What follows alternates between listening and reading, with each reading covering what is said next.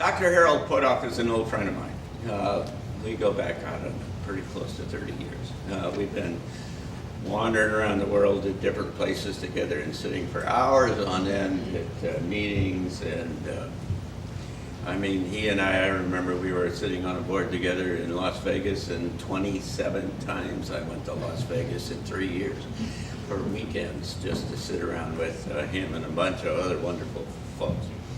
And the reason why he's an old friend of mine is because early on when I was doing some work with the Department of Defense and wandering around doing a project for the Secretary of Defense, as a matter of fact, looking at new ways to think about the future, I ended up in some crazy place up in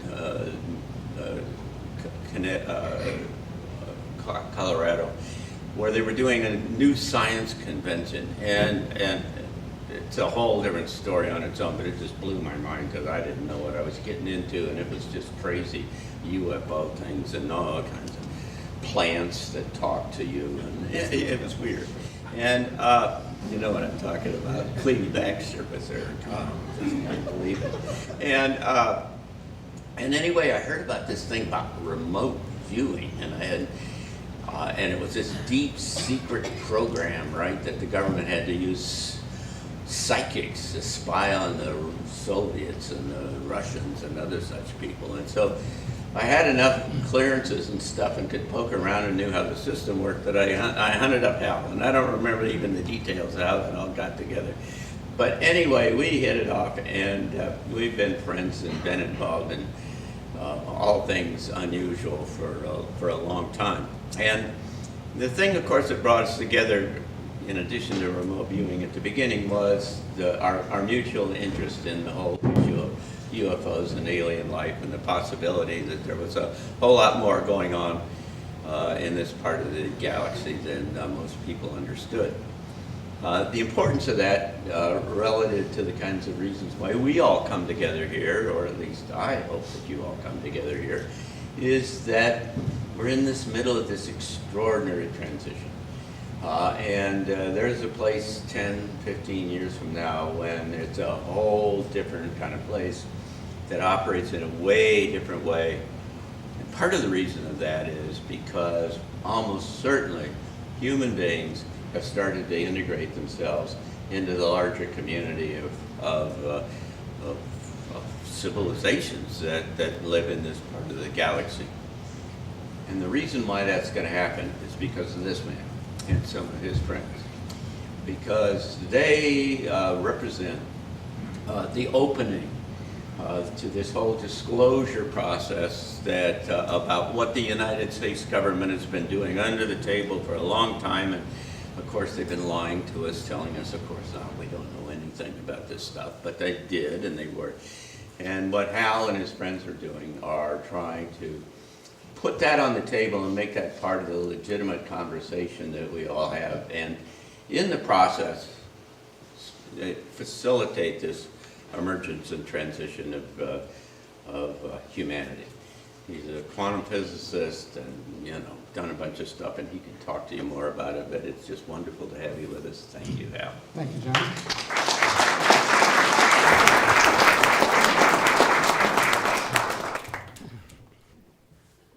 Well, I appreciate your interest and the fact that you've come here, so I'm very anxious to share what I have to share.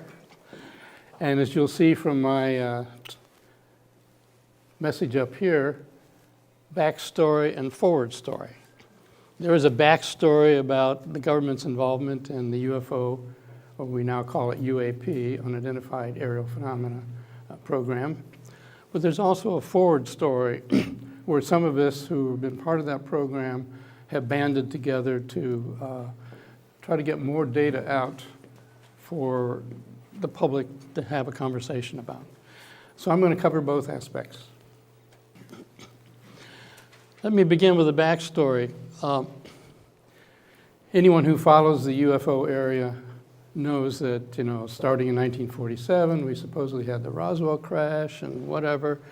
And there were a lot of people calling the Air Force and saying, I've seen something in the sky and so on.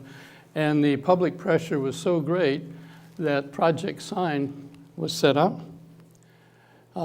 ran for 47, 48 to gather data from generally the public about what they were reporting to seeing. And that transmogrified into Project Grudge and finally into Project Blue Book. Project Blue Book, of course, was the longest running organization, ran for 17 years. But in 1969, Condon at University of Colorado was asked to set up a program to investigate whether there's anything that we should be taking seriously in what the Blue Book people had found. And they came to the conclusion, no, there's nothing here. Don't worry about it. Nothing worth following up on. And so basically, public knowledge about any UFO program ended there.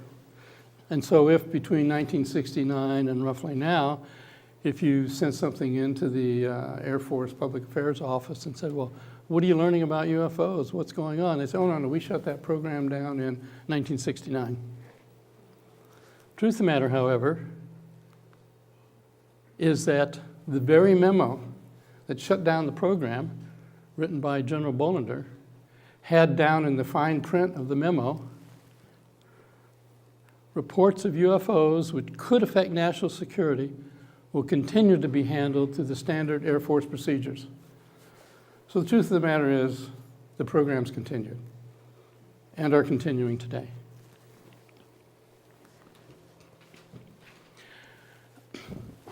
This has been very much under the covers, separate, no media associated with this and so on until December 16th, 2017, when suddenly there was a front page story on the New York Times talking about a program that had been going on called Advanced Aerospace Threat Identification Program. We call it AATIP. And this was an absolutely amazing revelation. They had good sources.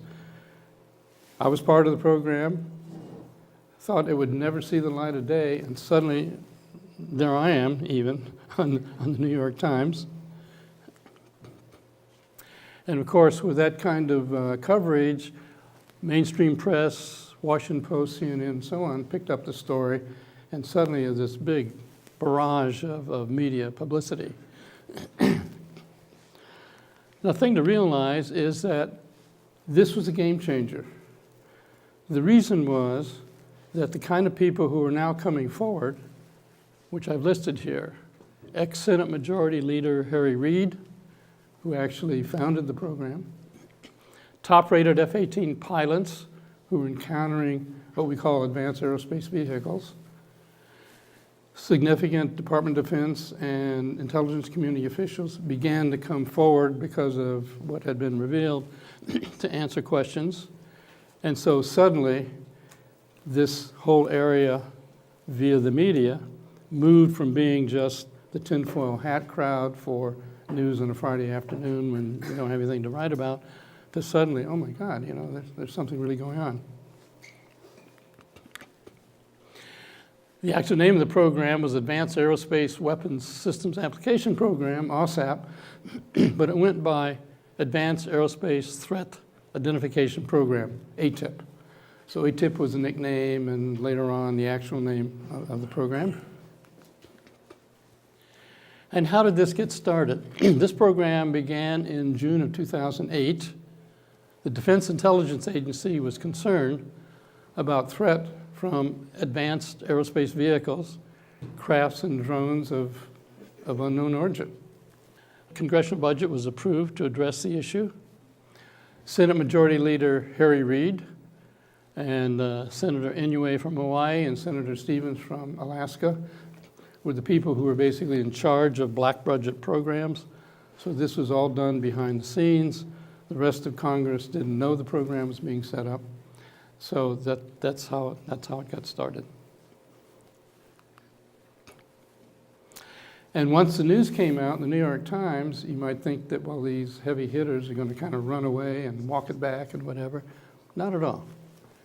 This statement by Reid, I think, summarizes the view of the major political players that were involved. That is, we don't know the answers, but we have plenty of evidence to support the questions. This is about science and national security. If America doesn't take the lead in answering these questions, others will. Well, the AATIP program had two concerns, two areas of threat that they were concerned about. The obvious one, of course, what are these things? Craft flying over the continental United States, and we don't know what they are. Possibly off-world, possibly some other country has got advanced technology. What is this all about? Now, you might think that that would be the major threat. It turns out that wasn't the major threat they were concerned about. The major threat they were concerned about is future threat. What happens if a potential terrestrial adversary, say the Russians or the Chinese or whatever, achieve some significant breakthrough and develop game-changing disruptive technologies based on their evaluations of the phenomena, or maybe from sensor data, or from crash-retrieved materials? That's what they're really worried about. Of course, that's what the intelligence community and defense establishment have to worry about. That's their remit. And while they should be concerned, this is a paper, or actually it's a giant report about that thick that we were able to get out of the Soviet Union. This is all the way back as early as 1991. They have had a massive program in the black, just like we did, trying to figure out what this is all about. And this report has tons of units and academic institutes and research institutes that were involved in assessing various aspects. So this was a big deal. And of course, the DIA and others in the intelligence community understood that that was going on. And so, to give an example, which probably most of you have seen because it's been in the news a lot lately, the investigations of the Nimitz carrier group operating off of San Diego. And several occasions, these advanced aerospace vehicles would descend rapidly from 60,000 feet to 50 feet above the water, hover, and then take off. I mean, absolutely astounding kinds of things. And one of these times, a couple of F-18s were launched from Princeton, USS Princeton, and vectored by overhead AWACS planes to investigate and see what was this. Can you get eyes on? And so, in fact, they got to where they were targeted to see if they could see something. And sure enough, one of the F-18 pilots actually got a good view. The object was hovering kind of over the water, and he went right down to check it out.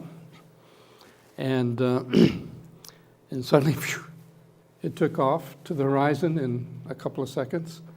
I mean, he was absolutely amazed. What he described was that there was an elongated craft, sort of like a Tic Tac, you know, the kind of candy you can eat. Solid white, smooth, no edges, about 46 feet in length, about the size of his F-18, uniformly colored, no appendages sticking out like wings or tails or whatever. They were stealthy. The F-18 radars couldn't obtain lock, but forward-looking infrared radar could track while it was stationary at lower speeds. Forward-looking infrared radar just picks up the heat signature. And so even though there was no radar lock or whatever, I mean, it did have a temperature above that of the surrounding volume of space, and so it would stand out on a FLIR radar. And appeared to demonstrate advanced acceleration aerodynamic propulsion capability, zipping around. Navy Commander Dave Fravor has been on the news, and you can find interviews of him, several in fact, on the internet. He was the first pilot to actually get there and see what was there to see. And of course, he had a wingman who also saw it, and he had another plane who was watching from above. And there was this event occurring. He did not have FLIR radar on his particular F-18. So when they landed back at the carrier, he told the next flight of people going out, you know, I saw this thing. See if you can get out there and get a picture, because you've got your FLIR radars operational. And so on the second flight out, in fact, they did capture this picture. And I have to realize this is on infrared video, seeing a heat signature. Now, if this were some kind of propulsion of anything we can imagine, like hot gases coming out the back or whatever, you would see that kind of a plume. And so the big mystery here was you just had the craft, and it was hovering, and it's not obvious what its propulsion system was. You see no evidence of it. So when they came back from their flight and they showed Dave Fravor this picture, he said, yeah, well, that's basically what it looked like when I saw it up relatively close range. Now, you might think 2004, I mean, why are we talking about things that happened a long time ago? It didn't stop. Over the decades, lots of views of this happening with the F-18 pilots. More recent times, 2015, 2016, you've got the carrier group, USS Roosevelt in this case, operating off the east coast of the United States. And they see the same things, actually interfering with their missions. There have been cases where a couple of F-18s are going along and phew, something disappears or zips through and disappears right between them. And so it actually became an air safety issue. And that's part of what led to some additional publicity, I guess you would say. Dude, this is fucking wrong, bro. There's a whole fleet of them. Look on the SA. My gosh. We're all going against the wind. The wind's 120 knots to the west. The whole thing, dude.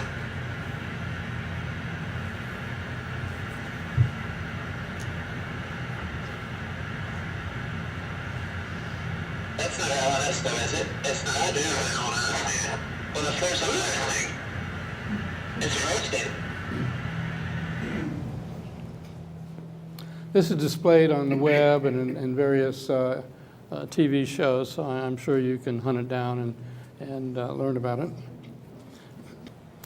So we had FLIR displays recorded, detailed debriefs of the pilots, for example, Commander Dave Fravor.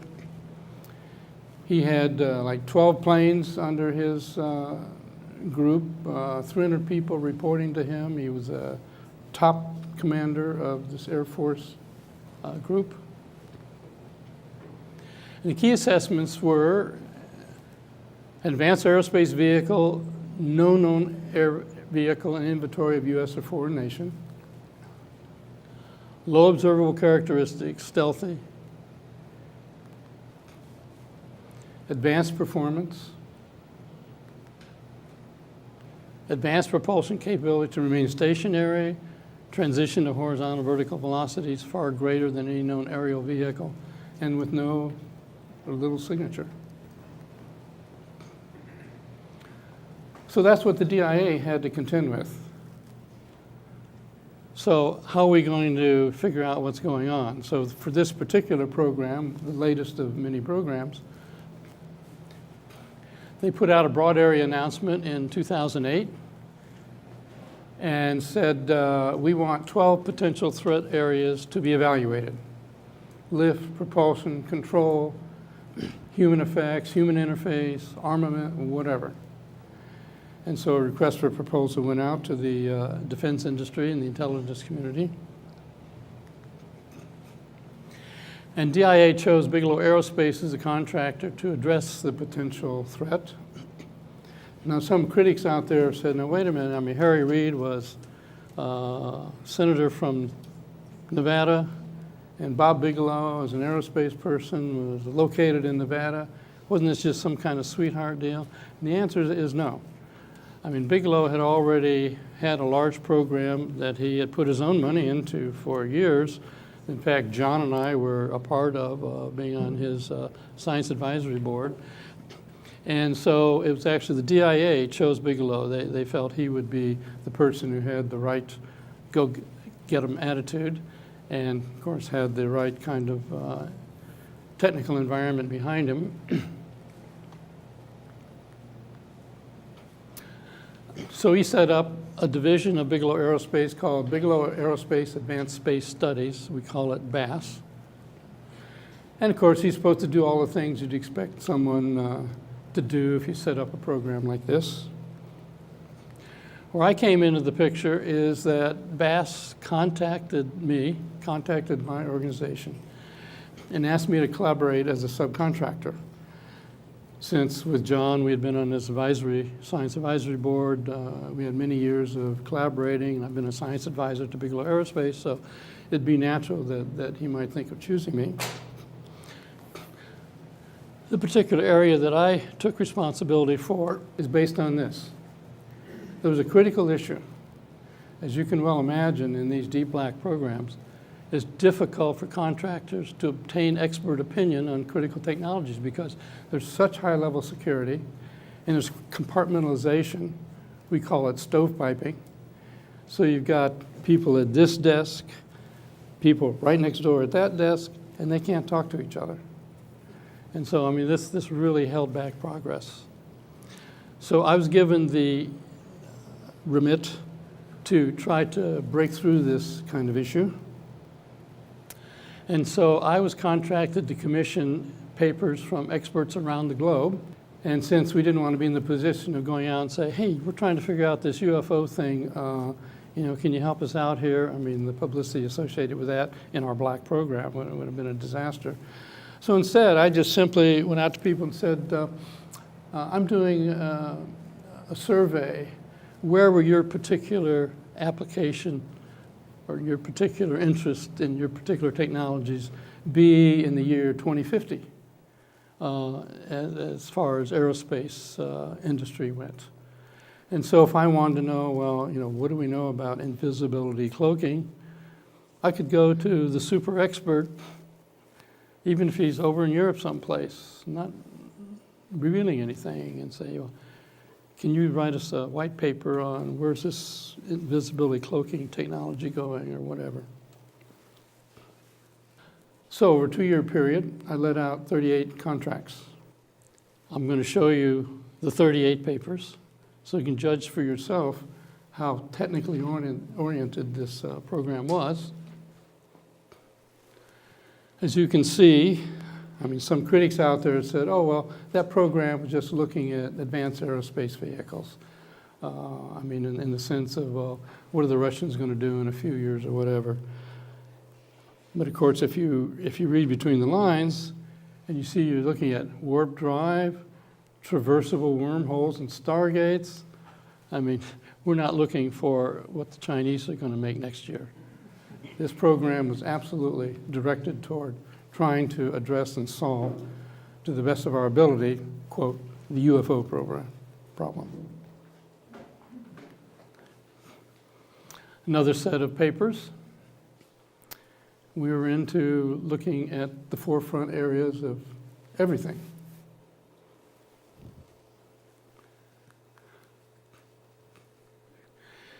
In case you have any resonance with people who say, well, no, this is just looking at advanced aircraft production. Well, then how do you explain that we'd had a whole program on evaluating the statistical Drake equation, which is an estimate of how many intelligent civilizations are there capable of technological advance in our galaxy? This is definitely a UFO program, a UAP program, as we call it.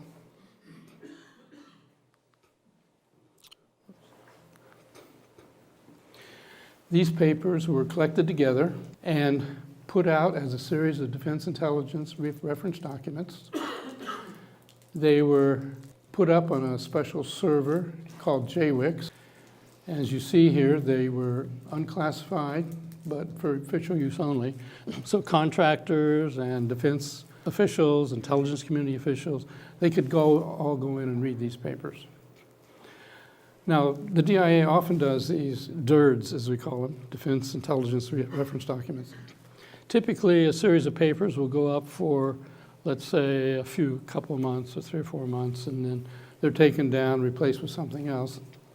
Our 38 papers turned out to be the hit bonanza. Years went by, and they were still on there being looked at every day, practically. So this is really quite a hit series because they're very advanced, technical, detailed papers on all kinds of things that would be of interest in the community. So let me give you a couple examples. We have one here called Metamaterials for Aerospace Use. I can talk about an open source sample. I can't talk about others.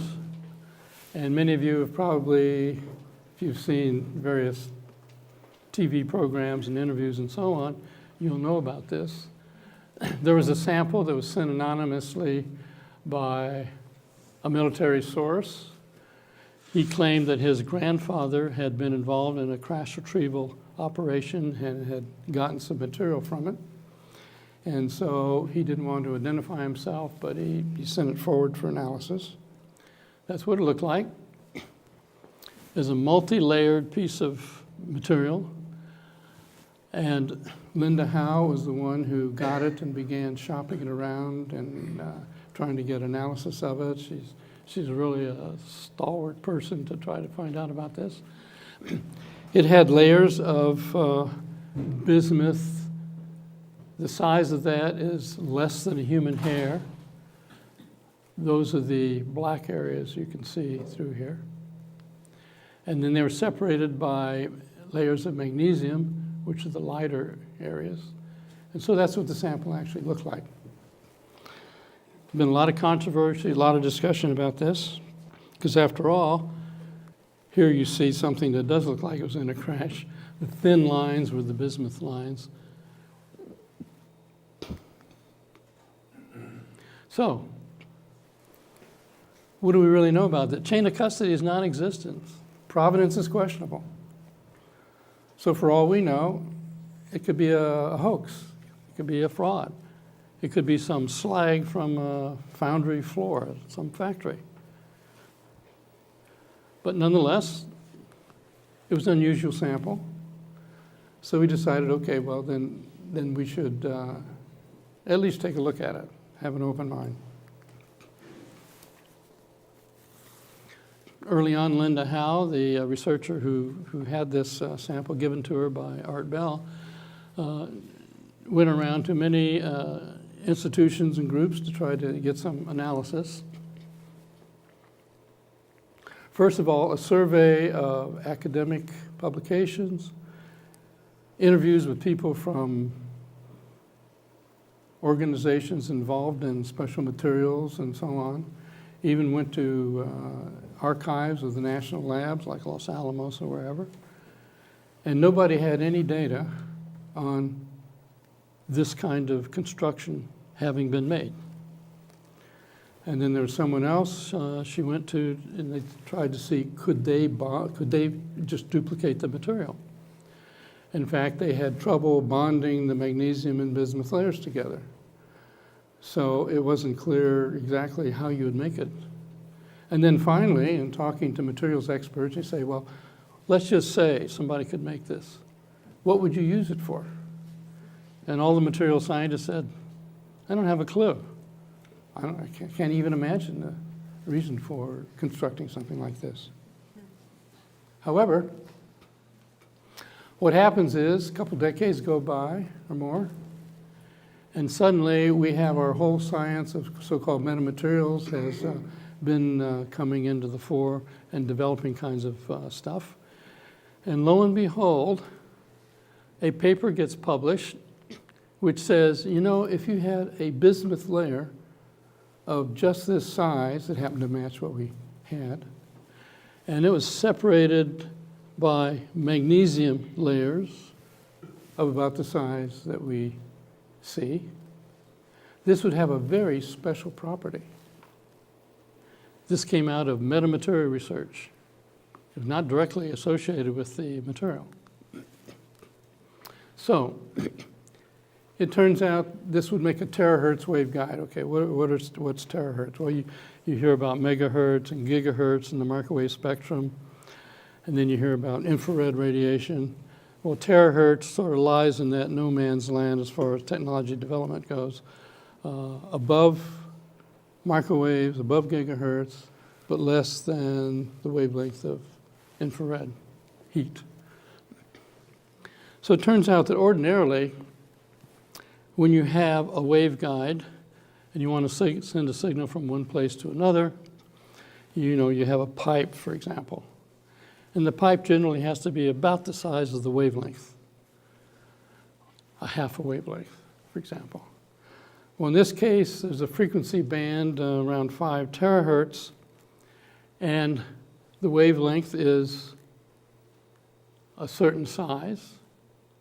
But turns out in this special kind of material, those thin bismuth layers would transmit those signals at 1/20th the size of the wavelength. And so that means you now have sub-wavelength waveguide effects. So what that means is if you want to transmit a lot of data at terahertz frequencies, and you usually can imagine a stack of waveguides to do it with, now suddenly you've got this whole thing micro-sized down, and you can carry out your task. And it's only because of metamaterials being developed. Now, there were no metamaterials being developed back in the days when the sample was found, that's for sure. But anyway, so there's a possibility this has an important effect. So actually what we see here then, and this happens in many cases, you get a material sample, unusual characteristics, and you want to evaluate it. The method of manufacture is difficult to assess or reproduce, as it was here. Purpose of function not readily apparent.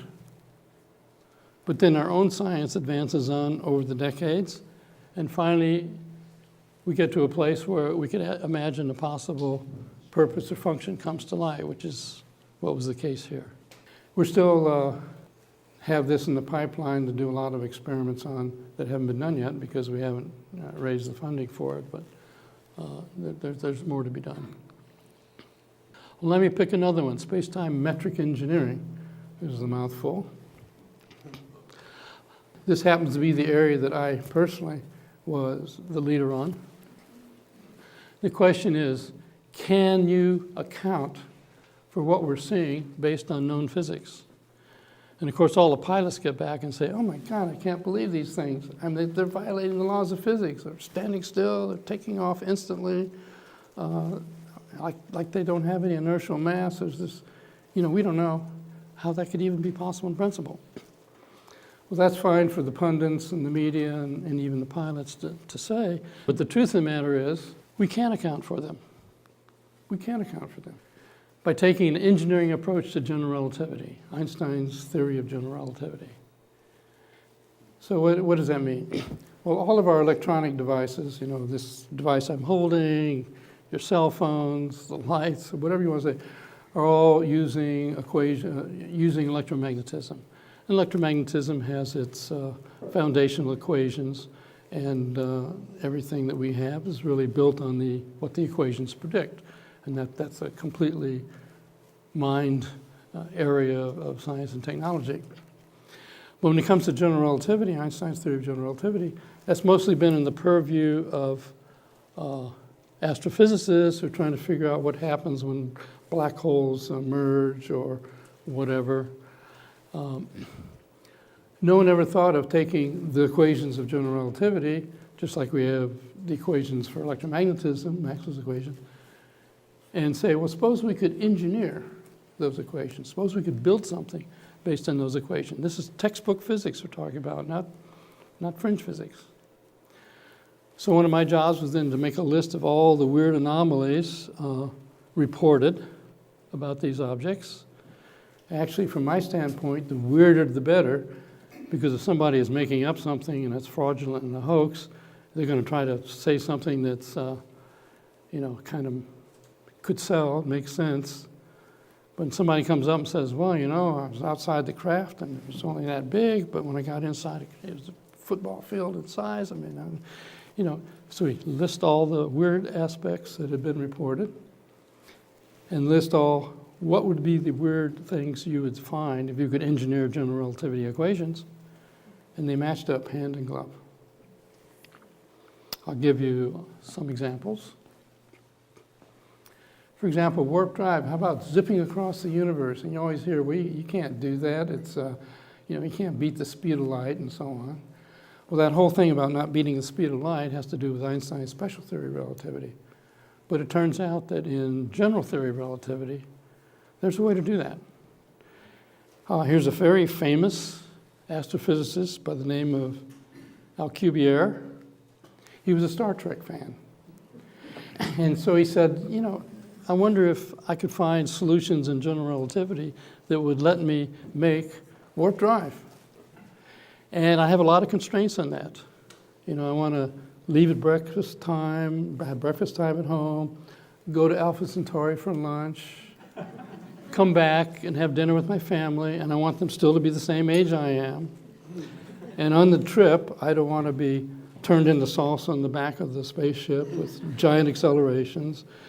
In fact, I'd like to just feel like normal kind of things. And so we worked through that solution and developed what's now called the Alcubierre warp drive.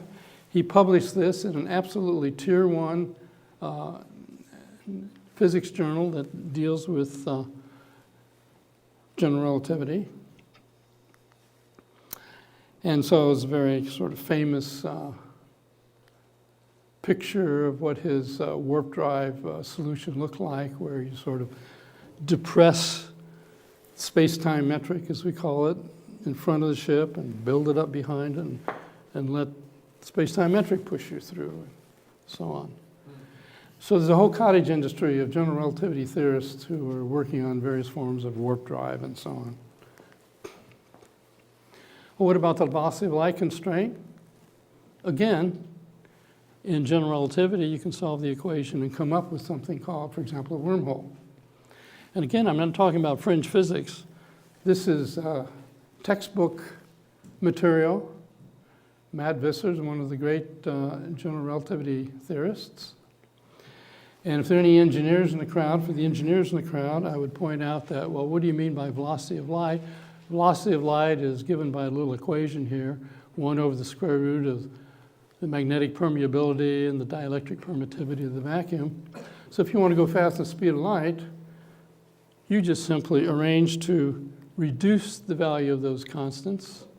And now the effective speed of light in your engineered region is much higher.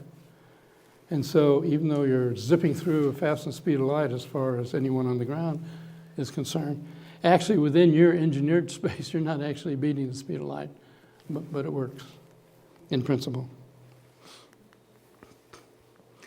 So the take-home message here is reduced time interstellar travel either by ET or ourselves in the future is not, as naive consideration might hold, fundamentally constrained by physical principles.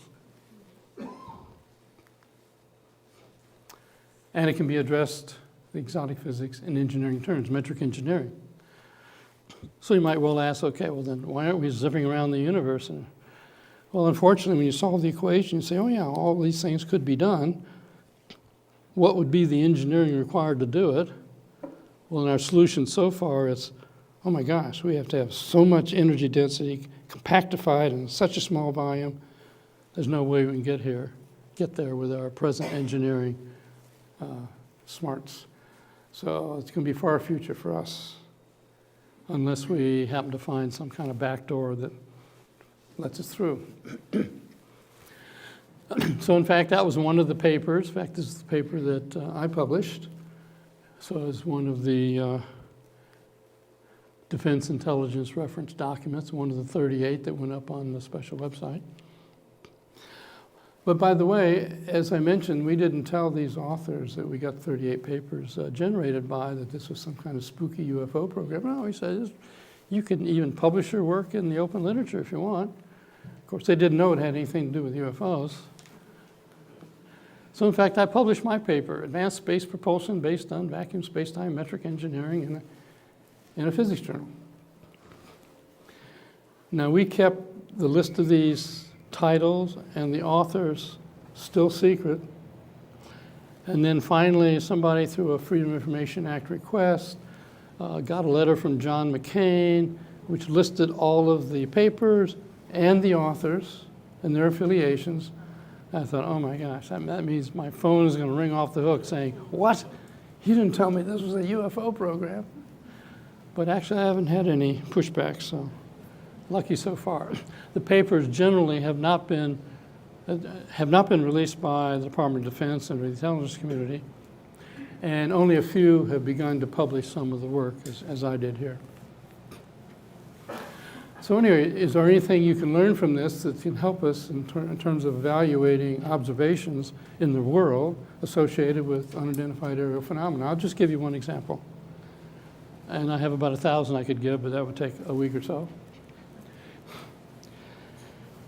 In this room, most of the electromagnetic energy you can't see. Why? Because it's in the infrared in the form of heat. And then there's a very narrow band in the electromagnetic spectrum that you can see, and that's what we call, the visible spectrum. And then there are higher frequencies into the ultraviolet and beyond that we don't see. Now, it turns out that one of the side effects of engineering the space-time metric to get this kind of flight performance is that we call it blue shifts the frequencies.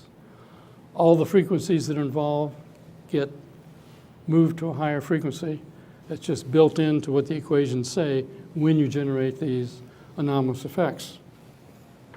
So what that means then, and it has significance for us, is the infrared we don't ordinarily see gets blue shifted up into the visible. So when we hear that these craft are so bright and so luminous when you see them, it's not a surprise. And then what was in the visible spectrum gets shifted up into, let's say, the ultraviolet.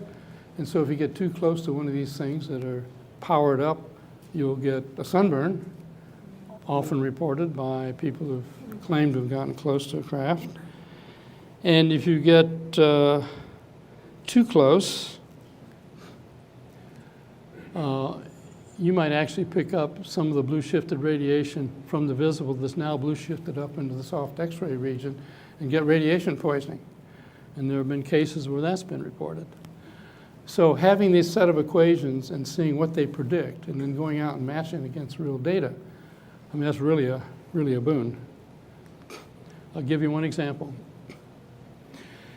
Claris Island in Brazil, 1977, 1978, they had a massive wave that lasted for many days of like a scene from Close Encounters of the Third Kind or whatever.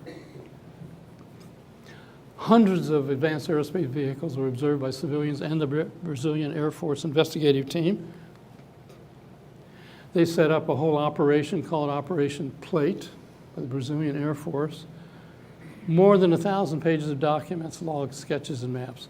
More than 500 photographs. 15 hours of motion film. Physiological effects and medical injuries.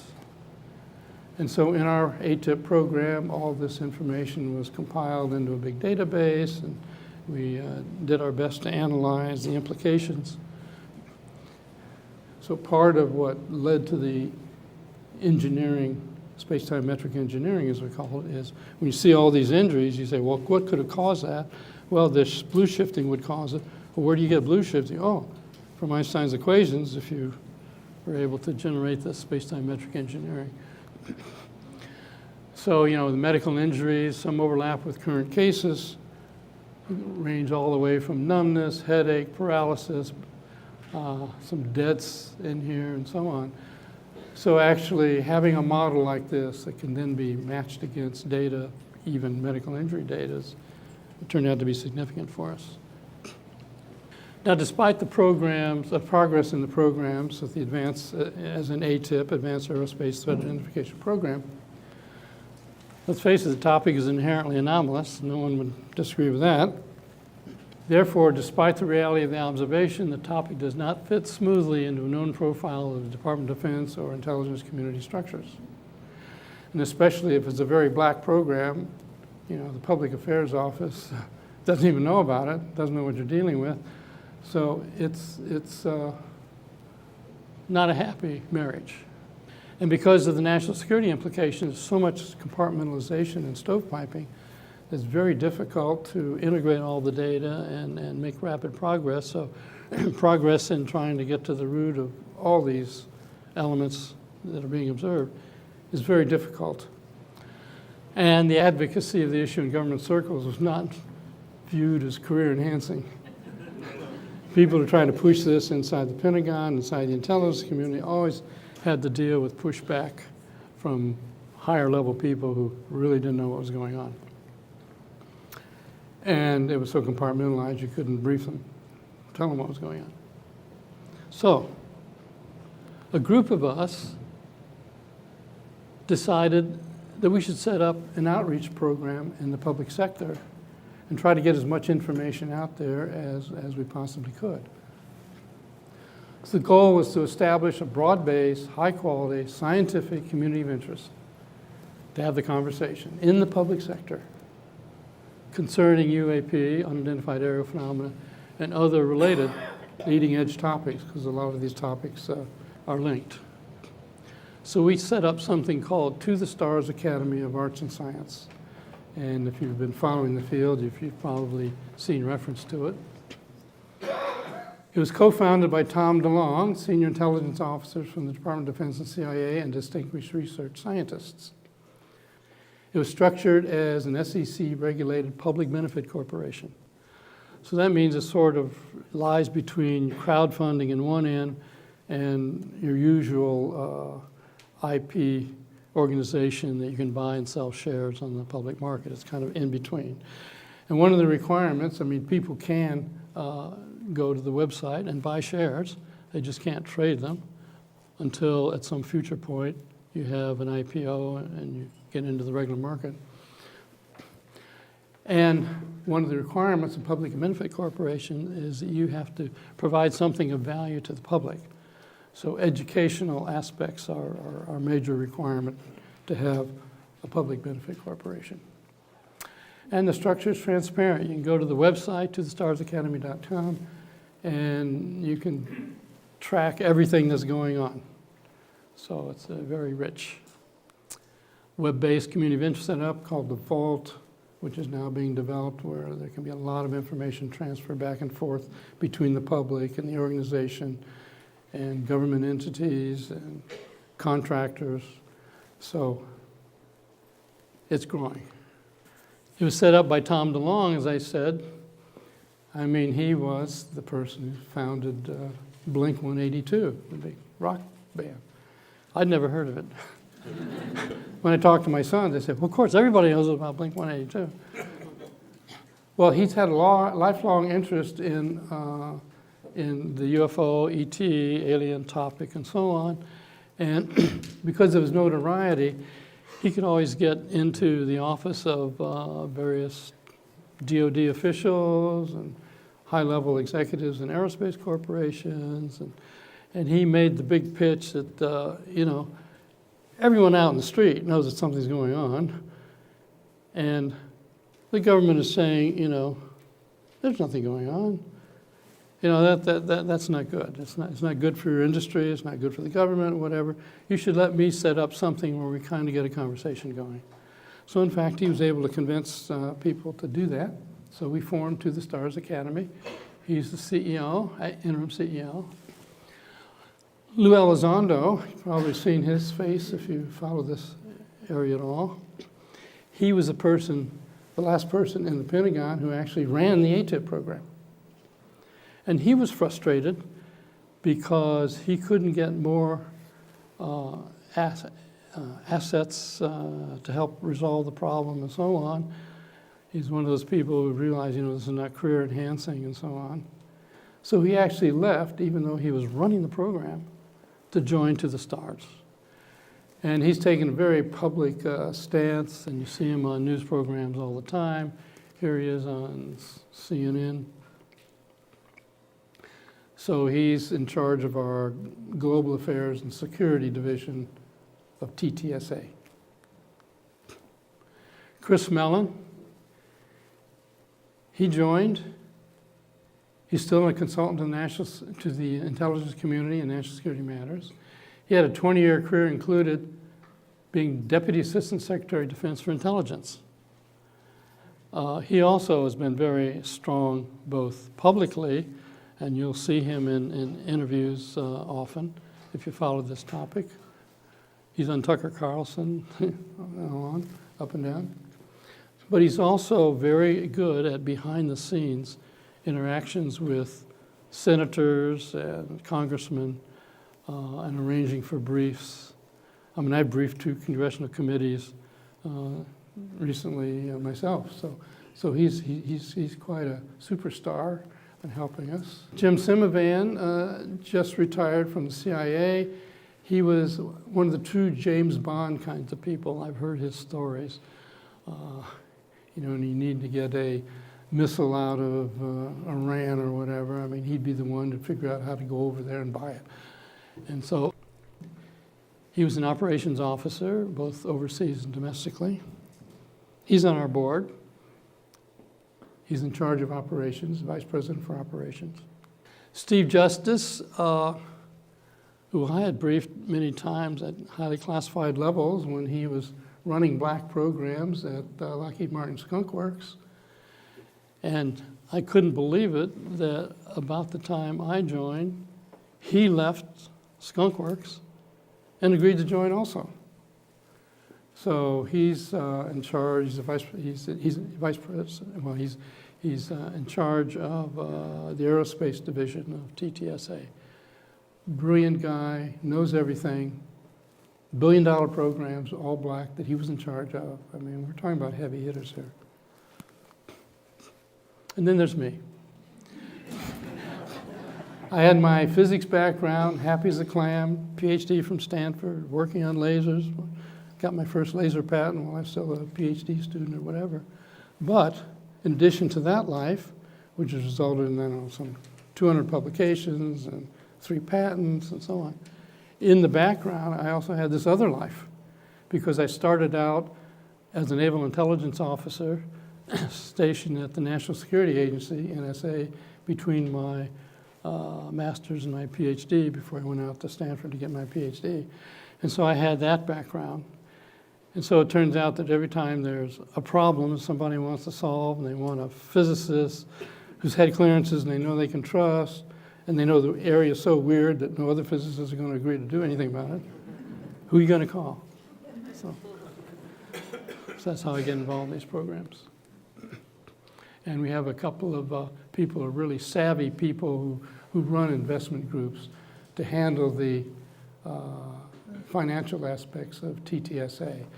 And so the SEC filings and everything is all out there on the website. So it's a very transparent organization. Of course, we don't all tell everything we know, but Chris Mellon is also the chair of a science advisory board, and several distinguished scientists and academicians. So if you go to the website, you can see their CVs and backgrounds. You'll see that many of them have been involved at CIA or Department of Defense or whatever, with fantastic backgrounds of information. So they can make a real contribution. And as a science advisory board, make sure that we stay on the straight and narrow with any claims we have. So what are TTSA's goals? First of all, promote the concept that forefront topics should not be considered taboo for investigation by scientists. I mean, that's always been a problem with these kinds of topics. Remote viewing, telepathy, psychokinesis, UFOs, search for extraterrestrial intelligence. And of course, to generate funding. I mean, that's why we have a website where people can send money to underwrite significant research in the areas. But because of our public benefit corporation element, we want to have user-friendly databases so there can be universal access to whatever information we can come up with and that we can reveal. And to provide positive support for collaboration between government, aerospace industry, academia, to accomplish all these things. For example, we just recently signed something called an Army CRADA with the Army. CRADA stands for Cooperative Research and Development Agreement. And so we're still doing things with the government as well as with the public. But since part of our remit as a public benefit corporation, we create entertainment properties, books, documentaries, films, and all that kind. It also makes money to help support the research. For example, there's a series, the Secret Machine series, is now 2 volumes out, which is science fiction, written by Tom DeLonge and another author, which kind of incorporates the ideas that we're talking about, only at a fiction level. There's also another series, God's Man in War, by Peter Levenda, that explores humanity's history going back thousands of years on claimed interaction with other kinds of beings, whether it's angels or aliens or jinn or who knows what they are. So it's a nice compendium of the fact that there's a rich history throughout our whole culture about interaction with non-human beings. So the structures, we have a science structure that has a series of programs, an aerospace structure. For example, a beam energy propulsion launch program is one we're trying to get funded at this point. Ordinarily, when you put something into orbit, you're carrying all that rocket fuel, and that takes up most of the volume, and you get a very small payload. Well, it turns out you can leave all the rocket fuel home and just have really giant lasers on the ground that then hit the back of a satellite, a CubeSat that you want to launch. And so there's a whole industry there, already proven by NASA and the Air Force to be a viable industry, but the infrastructure hasn't been set up because, I mean, we got rockets working. Who wants to put $1 billion into a new industry before we actually can use it? But anyway, that's something that should be done, and once that area gets filled out and brought up to speed, the cost for launching satellites into orbit will be 10% of what it is now. So everybody recognizes the economic potential, but who wants to put in all the money to build it until a decade or now from when you actually use it and make money? So it's a tough road to hoe. And of course, because the entertainment and public interface, documentaries, TV, books, and so on. So what are our activities to date? Well, I mean, in some sense, we were responsible for legitimizing the topic in the mainstream press. So that was really a sea change about this subject area. And TTSA, working in public and also behind the scenes, this is one of their successes. As I say, Lou Elizondo, he's out there, top media, presenting the facts. So that's a big change. And it's given the quality of the sources coming out from the shadows. I mean, ex-Senate Majority Leader Harry Reid, top-rated F-18 pilots, important government officials. The bar has been raised on legitimization. So after that New York Times article in December 2017, the ridicule factor has by and large gone way down in comparison to the acceptance that there's something here. The 3 high-quality F-18 videotapes of unidentified aerial phenomena, I showed you one here. You can go on the internet or to the TTSA website and see the others. They've been pulled out of the Pentagon and released due to the pressure from primarily Lou Elizondo. And we set up meetings with people in foreign UAP programs. Some of them have promised to provide us data and even materials from crashed craft. In the past, whenever some foreign country came up with some, let's say, some material or whatever, call in the United States, give it to them, it disappears in a black hole, and they never find out anything about it. So that's the end of that. Well, we're coming on as a public benefit corporation saying, you give us pieces. Whatever we learn in our evaluation is going to go on a website for the public. So it's not going to disappear in a black hole. So suddenly we have generals in other countries. I mean, I met with a general from Brazil on this whole issue myself, who are really willing to cooperate. And of course, negotiations with media outlets to share documentation are in process. Some of you may know or have seen Unidentified. It was a History Channel series of several episodes that went forward last year. We're now recording the second season. And unlike Ancient Aliens on History Channel, that has a lot of speculation and stuff that's fascinating, but you don't know how much of it is real. And also unlike things like UFO Hunters, where people go out and talk to people and you get a pretty sensationalistic view, the Unidentified program really went out of its way to really just reveal the facts. So most of Lou's time was going around interviewing the F-18 pilots, interviewing the radar operators on the ships, and that kind of thing. So it was pretty straight line. No exaggeration, went out of our way. In that whole program, you'll never hear anybody say the word alien. I mean, until it's absolutely nailed down what's going on, speculation is off the table, just the facts, ma'am. That's it. We'll follow the data. Wherever the data leads us, it'll be told. But that's what it is, follow the data.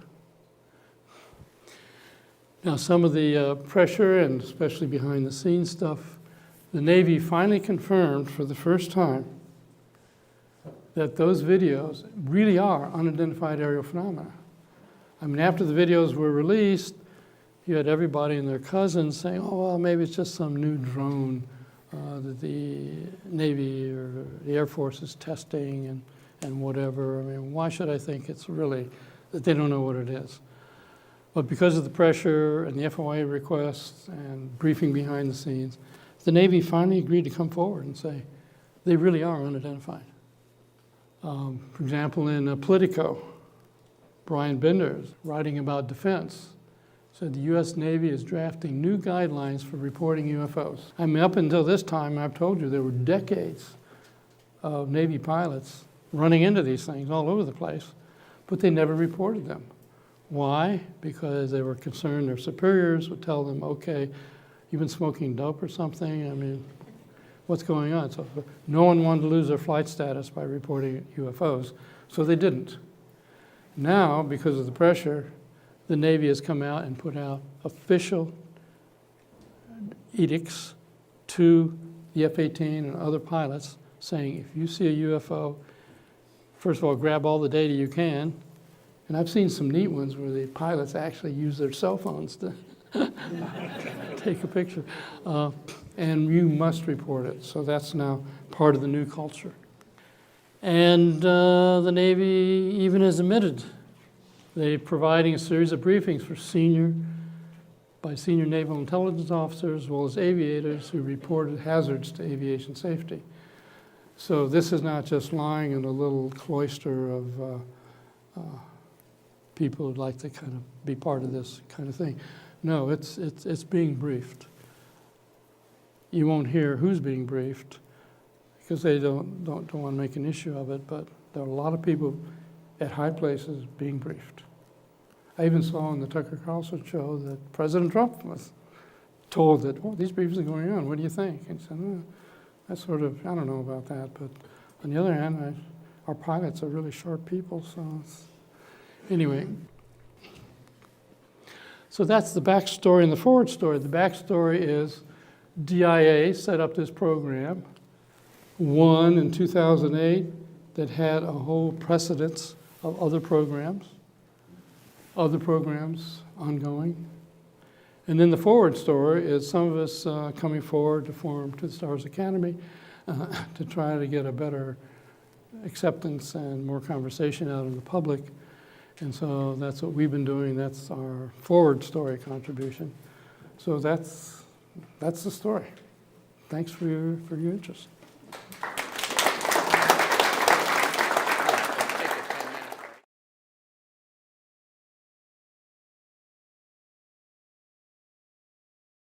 Okay, this is a reasonable question.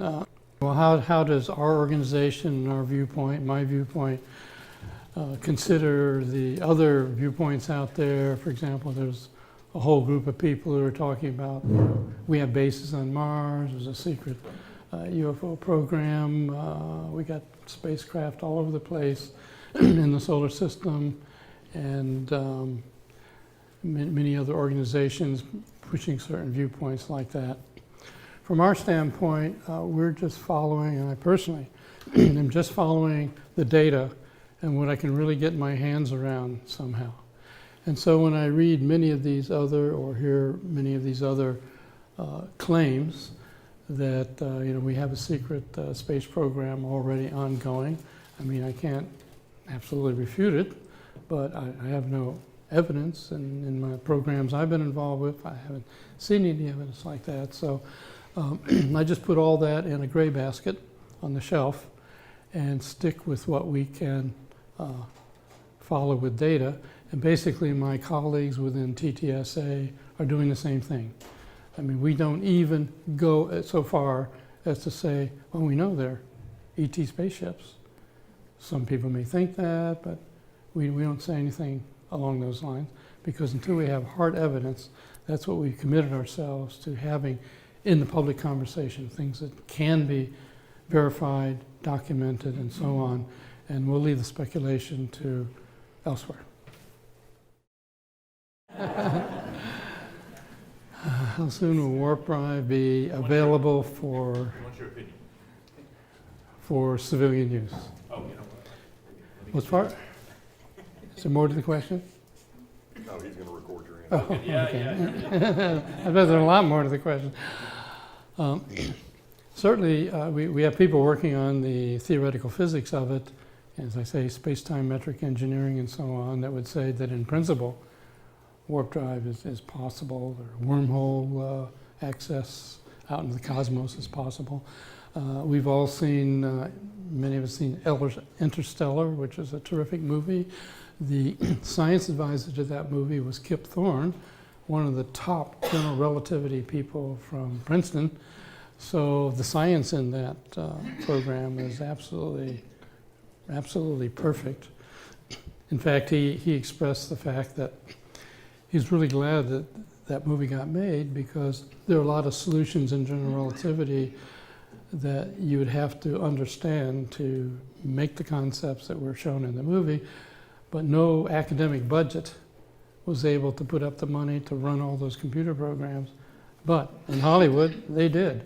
And so in fact, they learned a lot and were able to publish things based on the what was done by the Hollywood industry, computer industry. But in terms of generally thinking that we're going to get from here to there in our lifetime, or maybe even within a century, right now we don't see a path forward.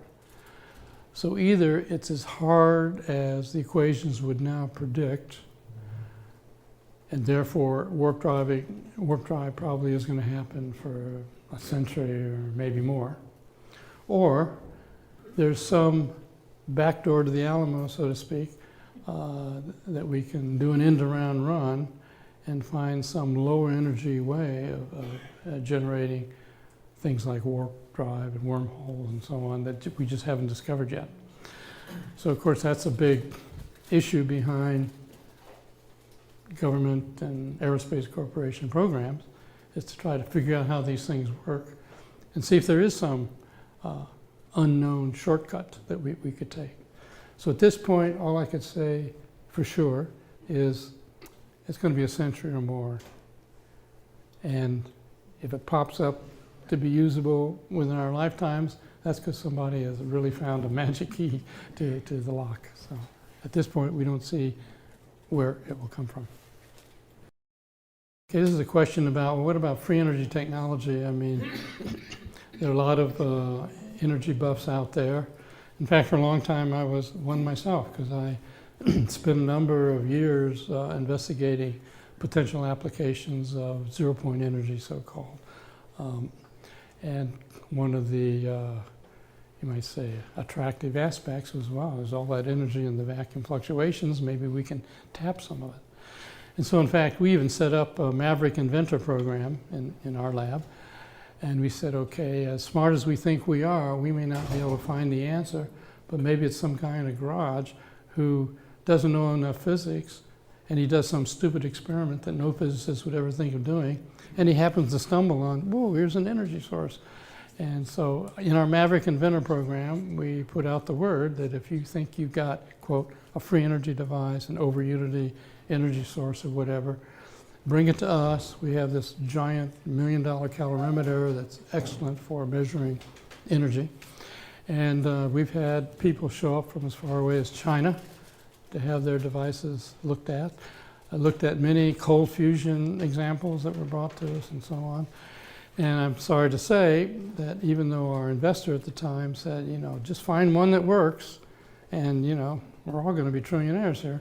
The truth of the matter is our website is a graveyard of dashed inventor streams. So at this point, I haven't seen any evidence for workable new, quote, free energy or over unity energy device, even though, I mean, it's interesting. For example, vacuum fluctuation energy, put a couple of plates up, electromagnetic energy fluctuating in the vacuum. As it turns out, the modes that can exist between the plates is restricted because you have to match the boundary condition. There's no restrictions on the modes outside the plates. It'll push the plates together, so-called Casimir effect. And hey, you got a puff of energy out of the vacuum fluctuations. Whoa. But then what do? If you pull the plates apart, you have to put in as much energy as you got. So that's not the way to go. I know of one way that I think should be explored, and my colleagues and I had worked on it, Bernie Haish and Garrett Modell, and they actually got a patent on it. A very, very difficult experiment to do, circulating hydrogen gas through nanopores, and some possibility of doing something, but it's a very expensive experiment, way out there in terms of the technology you need to do it. So at this point, I have yet to see, even though I've had a lot of interest in it, any new energy devices to come out of these new concepts. Sorry to say. This is a question about Richard Doty has stated on the internet, a very controversial figure, as many of you would know. And he stated that he had worked for us for, I guess, over a decade or whatever. That was a period in which we were really investigating all kinds of aspects of the phenomena that I talked about today. And so we had all kinds of consultants. And Richard Doty was one of them. And so he gathered up information that he could gather up and thought we'd be interested in, but he was like one of many. And so even though he's a very controversial figure out there, we're not sure if the data he provided, what was the percentage of that we could really count on. But hey, we didn't want to leave any stone unturned, anything that might be hiding under a rock. So we had several people, and he was one, who consulted with us, and you know, he told us about various sightings and certain aspects of government programs and so on. So what he says is true, and it'd be too long to try to go into the data he provided us. But some of it we evaluated and could verify, and some of it we couldn't verify, and some of it we're pretty sure might not exactly be the case. But he was a counterintelligence officer, so that would be okay, because that would be his job. So anyway, we interacted with all levels of people in and out of the government. So it's not surprising that, you know, if we were doing all of this and trying to find out everything we could find out, why would we leave out of our toolkit somebody who's making these big claims and was clearly part of a program? So yeah, we worked with him. I happen to like him as an individual, actually, so he's a nice guy. Okay, the question had to do with the 38 papers that we commissioned that gave us looks at all kinds of advanced technologies with our question of where will your area of expertise be by the year 2050 that could make a contribution to aerospace engineering and flight and so on. And so a lot of the information that came out of those programs was, you know, pretty startling. I mean, some was very, you know, originally quite sensitive. And we had to beat up on people in some aerospace corporations and say, well, come on, tell me something about plasma physics there for propulsion, and why can't it's classified? Well, you know, dig something out there. So anyway, because these were unclassified papers. So given the broad span, as you could see in my listing of the 38 areas, of new technologies coming along. I think it's reasonable to think that at some point there will be a fusion that will really make a big difference. Of course, way back when early people investigating electromagnetic effects did things, who could have predicted a cell phone? One of the great examples I have actually was given to me by Steve Justice from Lockheed Martin Skunk Works, who's now in the part of TTSA. He said that he found an article in 19-something or other, years and years ago, saying, well, you know, someday there will be an Army officer could carry a 50-pound pack on his back and be able to tell exactly where he is on the surface of the Earth. And that'll probably happen in 10 or 15 years. Of course, we now all have that in our cell phones. So it's always the case that predicting ahead usually falls short rather than overestimating where you're going to get to. So all I can say is that given the level of technologies that are being pursued in every area, and they're being pursued with better and better instrumentation, so the product per unit time is actually going up exponentially. So I'm certain that, you know, within 10, 20 years or whatever, we're going to have some amazing technologies that if I were to try to list them right now, any reasonable person would say, well, that's ridiculous, or we're not going to get from here to there. So that's the point of TTSA and many of the aerospace corporations we work with is, well, let's just plumb everything in sight and see how far and fast we can get. So warp drive in 30 years. He suggests warp drive in 30 years. Since I'm living in the present, I would say, not a chance. That was a joke. I know. But 30 years from now, you might look back and say, what? You know, you should have known better. Of course we're going to get it. Why don't you say something? He asked a question about another sordid part of my past. Working with ESP and remote viewing and Ingo Swann and so on. That was really quite a deal. There's an interesting background about how all that happened, and I should tell you, at the time I was a very straight arrow physicist, and in fact I had just co-authored a textbook while I was at Stanford on fundamentals of quantum electronics, which was a graduate level textbook, published in English, French, Russian, and Chinese. I was at the top of my game. And but one of the things that bothered me and bothered many of my physics colleagues were, well, what about consciousness? What about sentience? Is it still atoms and molecules all the way down, and it's just too complicated for us to figure out? Or are there some additional fields beyond what we know of the four forces and so on? And so that bugged me, writing a textbook, didn't know the answer. It bugs a lot of my colleagues. So I was always on the search for, was there any evidence that there's other kinds of fields that we don't know about, you know, we should find out. It was about that time that Cleve Baxter, who is famous, well, he's a famous polygraph expert, taught polygraph to FBI, CIA, law enforcement organizations. And one day on a lark, he just connected his polygraph up to a plant. And he saw signals coming out of the plant that looked pretty much like what he sees on people. And so he said, well, I think I'm going to threaten the plant like I would a person. And so he got out his matchbook, and he saw a big response on the plant. And he thought, oh my gosh, maybe this means plants are sentient at some level. So then he started doing experiments where he had a plant here and a plant here. He'd do something to disturb this plant, and this plant would show a signal. And so that was published. And I saw that, and while I was ruminating over my idea about, well, are there extra fields or whatever, so I said, okay, I'm going to set up a really cool experiment. 100% a physics experiment, nothing to do with remote viewing, nothing to do with ESP, nothing to do with psychokinesis. I was just going to grow some algae culture together, separate the two cultures, zap this one with a laser, and see if that one responded, measure the velocity of propagation between the two.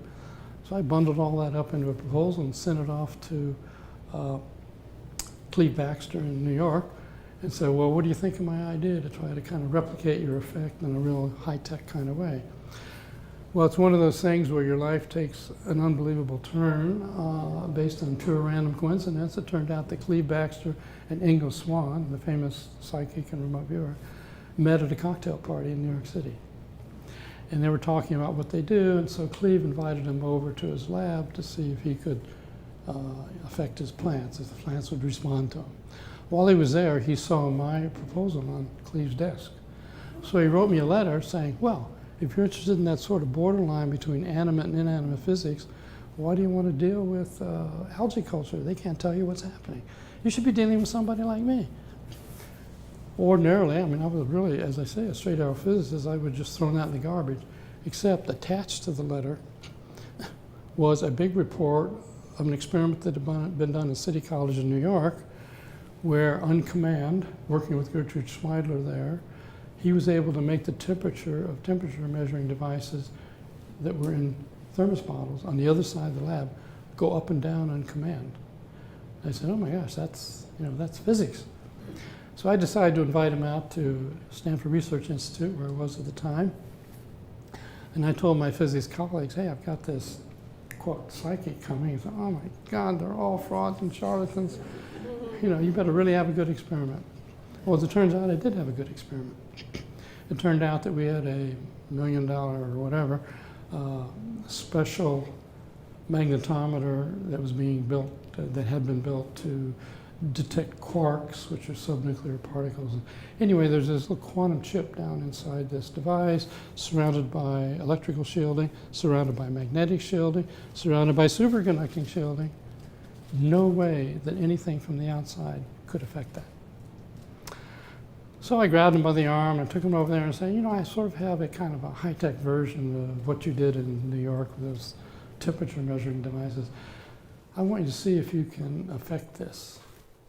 So on command, he put signals on there that were absolutely, undoubtedly effects of what he was doing.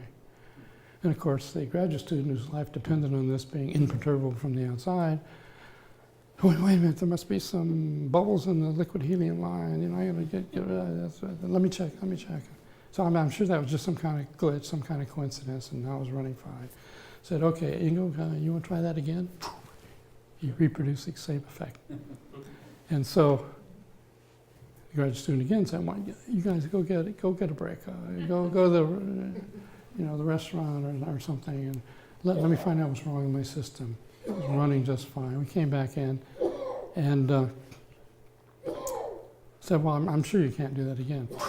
He did it again. And I'm not talking about a little signal peeking out of the noise.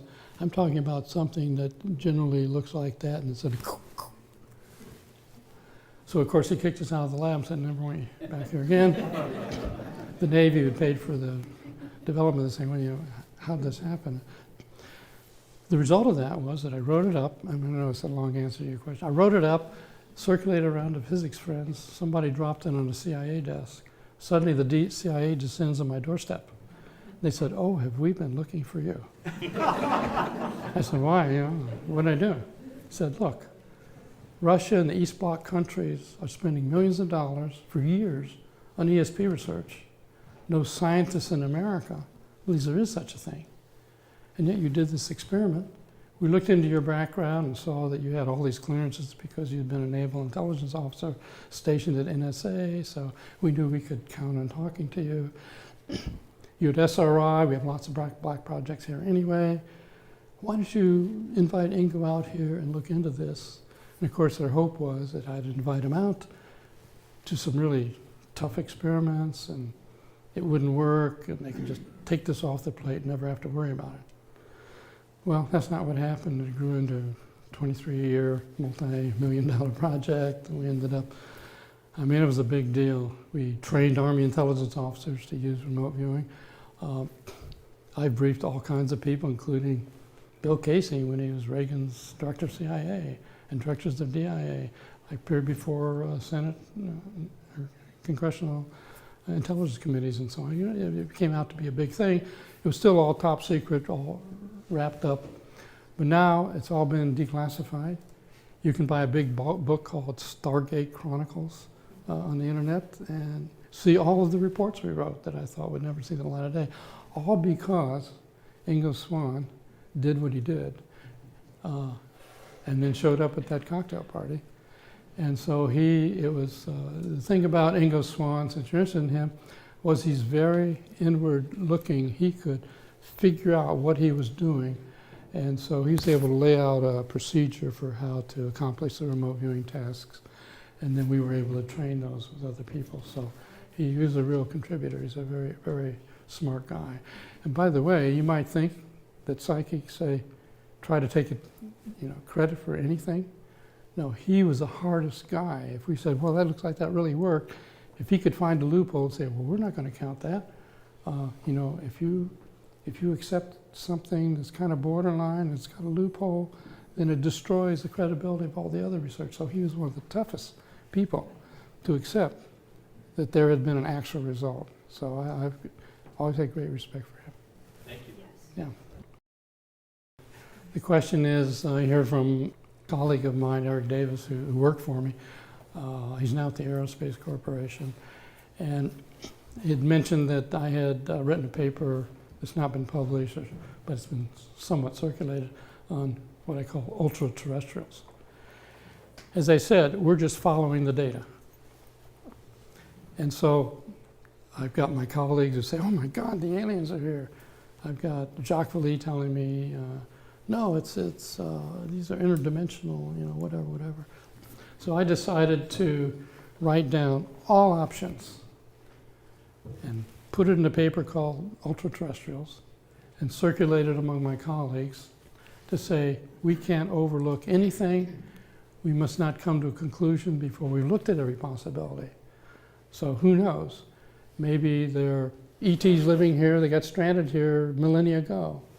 Or maybe there's some aerospace corporations has put all this stuff together and it's being hidden. Or maybe it's aliens. Or maybe so I listed all possible, or maybe it's just time travelers from the future that happen to be showing up. So I put all of the aspects of what it might be, given that we can't say for sure, and then what are the elements you would look for to find out if this were true, or this were true, or this were true. So this whole idea of, quote, ultra-terrestrials is something that kind of floats around in the community. A great book by Mac Toney, I think is his name, has a title almost like that.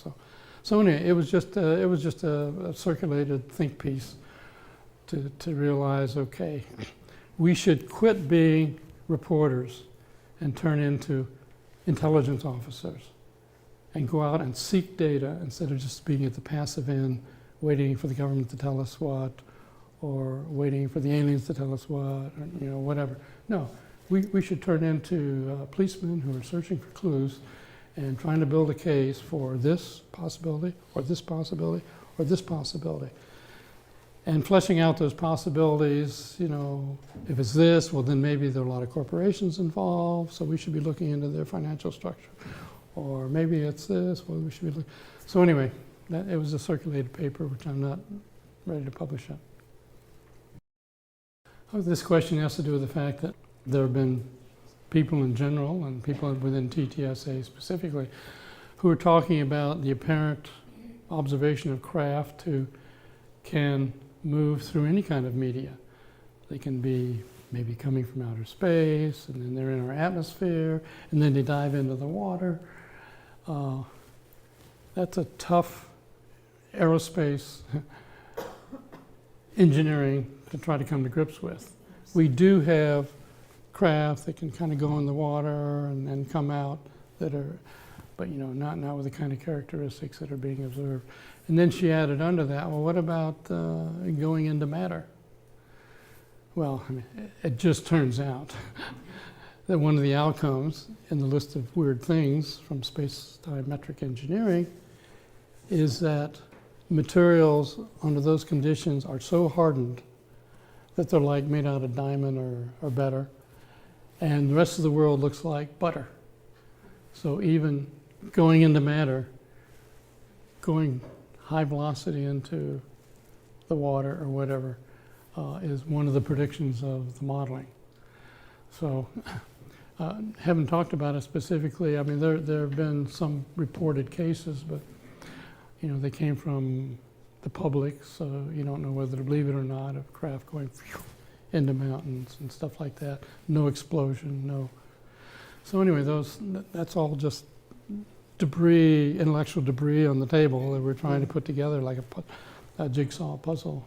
And so there hasn't been any particular reason not to talk about it or to talk about it. I mean, the data we have, and we're following the data, that's where we want to concentrate. We don't have good data on that, so I'm happen to be personally interested because it's one of the predictions of the modeling. But so anyway, that's where that stands. Okay, since it's a question that sort of implies, well, since you're involved in all these sordid areas, have you thought about using remote viewing to try and answer questions about craft and so on? There have been attempts by some of the, because we started remote viewing programs, Army intelligence and so on, and those people have all now retired from Army intelligence, and they're now out in the public giving courses on remote viewing. And a number of them have attempted to get answers to questions about UAP using remote viewing. As far as coming up with something solid, I mean, a couple of times when we had some pretty good evidence of a craft caught under good national means, sent remote viewers to sort of try to figure out how it was operating. The descriptions were too, we would say, right brain. I mean, turns out remote viewing is very much of a right brain artistic kind of thing as opposed to a left brain analytical thing. So attempts to try to figure out technology about it by remote viewers has not been particularly useful. A lot of anomalies show up. I mean, we had one of our best remote viewers was Pat Price.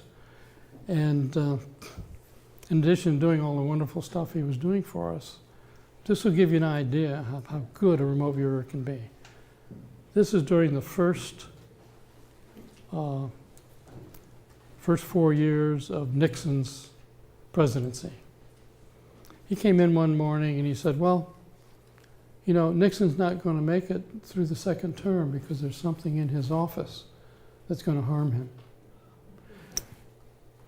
Well, we had to report that to the CIA, so they went over there and they looked for toxic substances, hidden microwave generators. They couldn't find anything. Of course, we now know by history that it was the tape recorder that did him in. When he told us that, we said, oh my gosh, that means Spiro Agnew will be president. And he says, no, he goes first. Well, it turns out he did go first for some kind of money laundering scheme or whatever. And so you got a guy with that kind of ability, and you know, one day he comes in and says, well, I found 4 UFO bases on the planet. I'll give you their locations. Well, I didn't really want to report that, but I had to. And so it turns out one of my contract monitors, one of the locations was in Australia, near Mount Zeal, and so I told my contract monitor, I got, you know, this crazy list of places and so on. He says, well, I know the station keeper in Australia. I'll call him out there. I won't tell him why I'm calling, but I'll just see what I can find out. So I called him up and said, you know, I'm interested in that area around Mount Zeal. And the guy immediately said, oh, you mean where the UFOs are always flying around? So does that mean it might be possible to collect data on UFOs using remote viewing? Maybe. But I do not know of any actual effort under good circumstances with great follow-up to take advantage of remote viewing in the UAP area. So that's something left for the future. So I guess the question really has to do with specifically about TTSA. We're pursuing, let's say, advanced physics that might include the more arcane aspects. Right now, we're not pursuing elements of, he wants to know if we are pursuing elements of, or what about consciousness with regard to UAP phenomena and so on? Are we pursuing anything like that within TTSA? Not particularly at this point.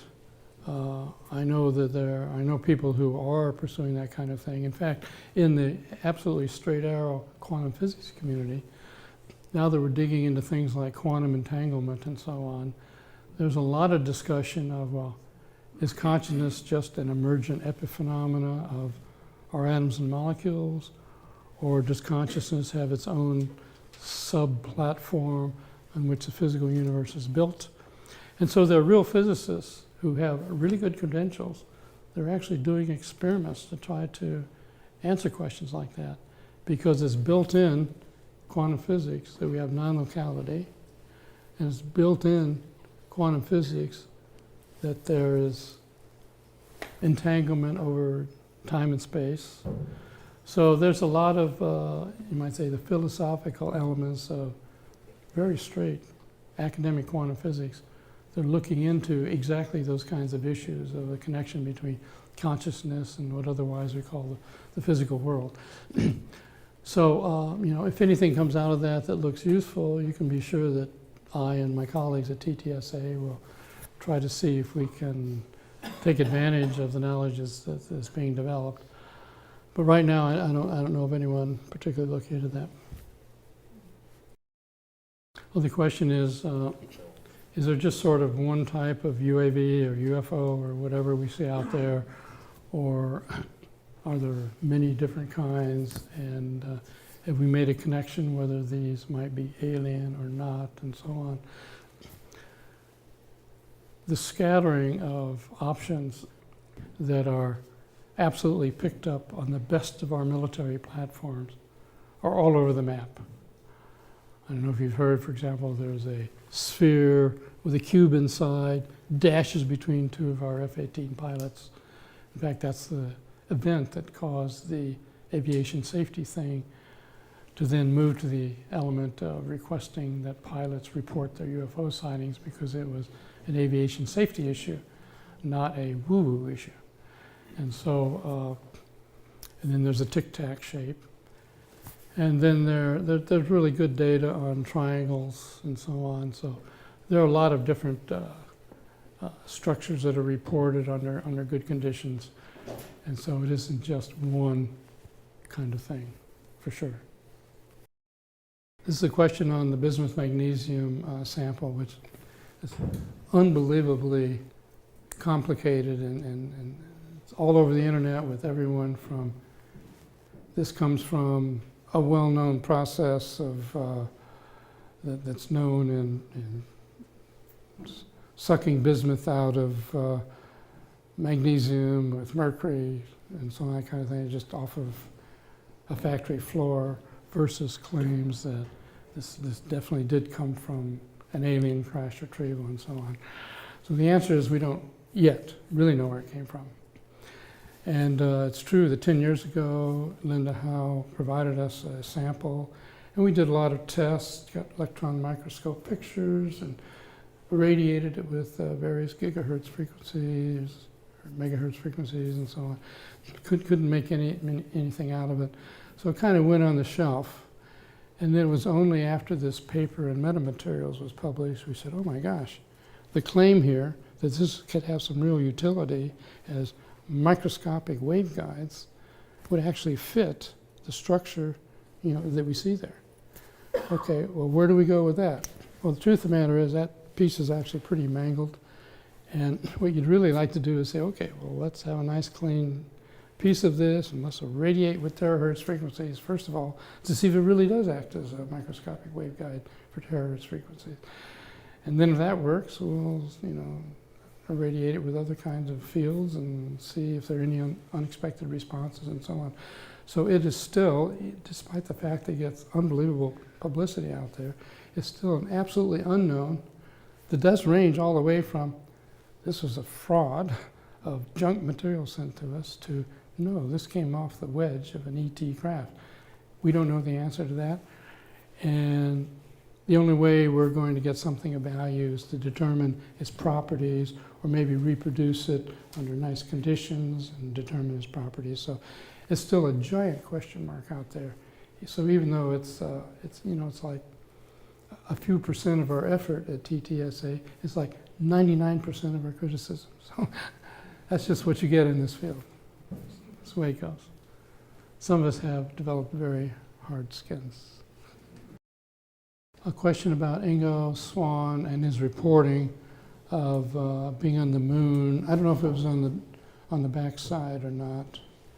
He detailed the book penetration. Yeah, I know the book in great detail. I didn't remember that it was on the back side or the front side or whatever. While we had, it's exactly as it describes in the book actually. While we were doing remote viewing, we're getting 20% hit rate, 30%, 40%, 50%.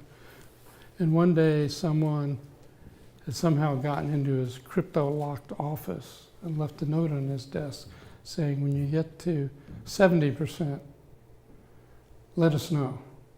And you let us know by some procedure, I forget what it was. And so when he finally got up to that point, he did let whoever said that know.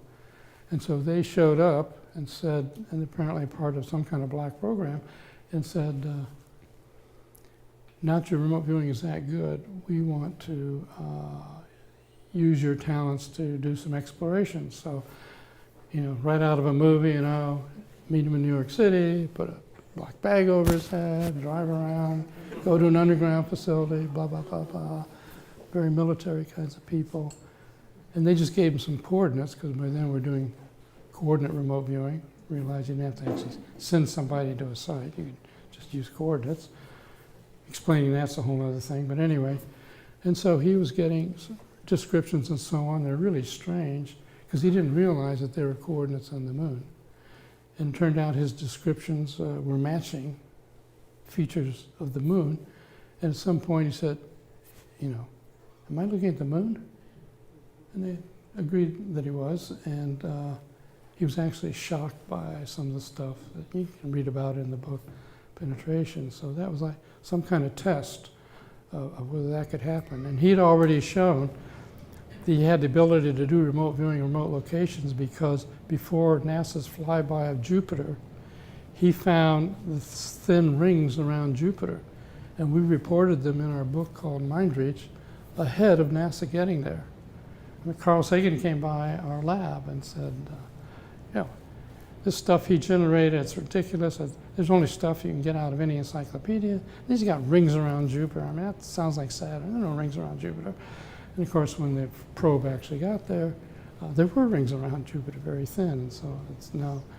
So he was ahead of everybody in that. So anyway, these people knew about that. And so then the second thing they did is sometime later they showed up and said, we want to take you to a place up in the north. And so he didn't know where it was, Alaska, Canada, whatever.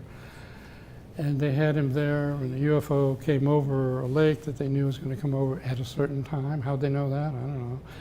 And so they wanted him to say anything about it. And he said, he was so scared he couldn't say anything about it. Anyway, the book goes on of those kind of things. He didn't know how to come to grips with that. He was, even though we're on top secret projects, he had to wait 10 years before he could tell me that. He waited 12 years because he was really afraid I'd really get mad at him for not sharing this. And so anyway, I came to my own conclusions about, that he was being tested by people who already knew the answers. They just wanted to see if they were vulnerable to remote viewers. And he insisted, no, they were trying to get answers that they didn't know the answers to. So we never agreed on that. So anyway, that's a bit of arcana about a very long story. Okay, his question is about what I raised about how everything is being sort of compartmentalized, what we say, stovepiped. Is there any way to cut through that? Well, in the AATIP program, we were doing our best to cut through that. That's why we got all these individual 38 papers and then made them available to everyone. And so behind the scenes, there are efforts to get people talking to each other, all of whom have their little fiefdoms. And so whether that's going to work out, I don't know the answer to yet, so we're doing our best. So the question is, given that in my talk I basically talk about Navy involvement, what about the Air Force? You'd expect the Air Force to be involved, and I have my reasons for believing the Air Force is involved, but I can't go into any detail, and most of what's come out for public consumption is the Navy's involvement, so I'll just have to stick with that. I didn't quite get the question. You said since Project Blue Book continue, and actually Project Blue Book as a named Project Blue Book didn't continue. It's just that other programs were set up with different names all over the place. So, and what was the second part of your question? Oh, has Project Stargate, the remote viewing program, continued on? Well, if it has, you wouldn't hear of it. That's all I can say.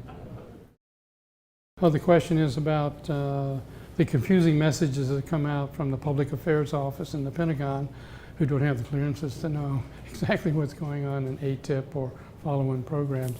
Is that is there going to be any clarification of that? For example, when Lou Elizondo described his position, at one point the Pentagon said, well, we don't know that he was involved in this program, or there even was a UFO, that AATIP was involved with UFOs, and so that caused a lot of problems for Lou Elizondo. He was an absolute hero. If I could give you a list of stuff he's done in the intelligence world, you know what a hero he was.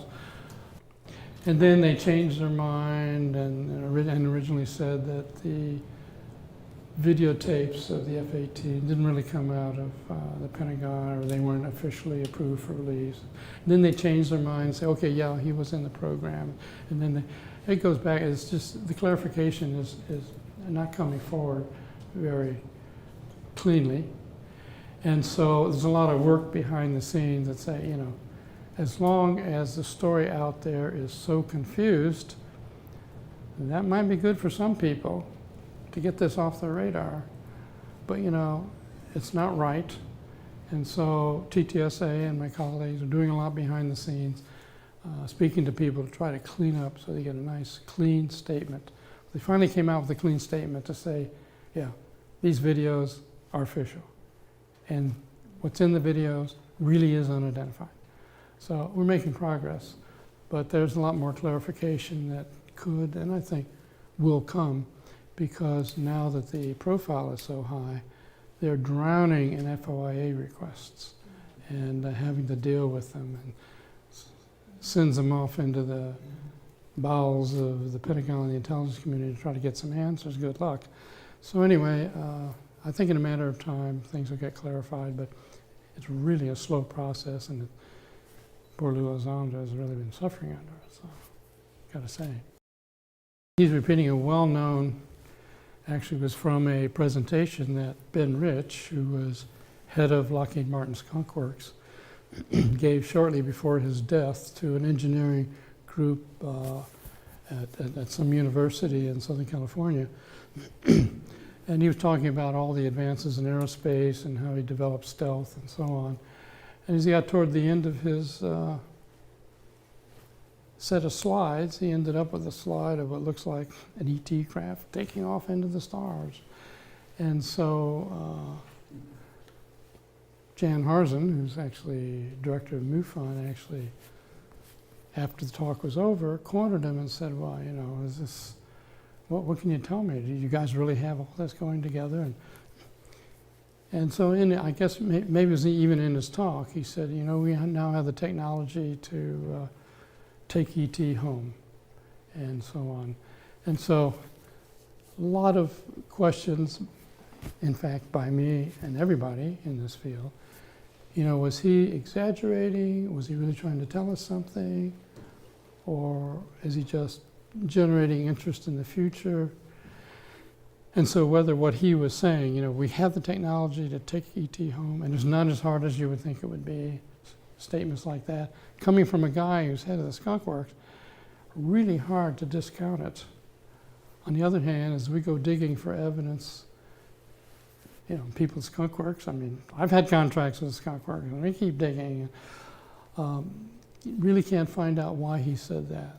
So either it was somewhat of an exaggeration and just kind of a blueprint for the future, or it is so buried that even people who you think would know don't know. So I don't know the answer to that question. How should I take Ben Rich's comments seriously or not? I just keep digging on the off chance that he might have been telling it like it is.